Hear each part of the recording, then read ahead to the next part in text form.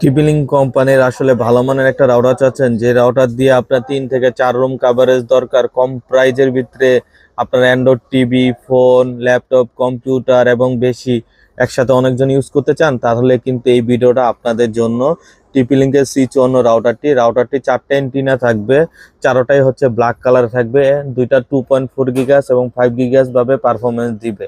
এটা দেওয়া হচ্ছে যাদের 2 থেকে 3 রুম বাসা, তাদের জন্য পারফেক্ট হবে। একসাথে 15 থেকে 30 জন ইউজার একসাথে ইউজ করতে পারবে। ওয়ারেন্টি থাকবে 1 বছর এবং এটার পারফরমেন্স অনেক বেটার।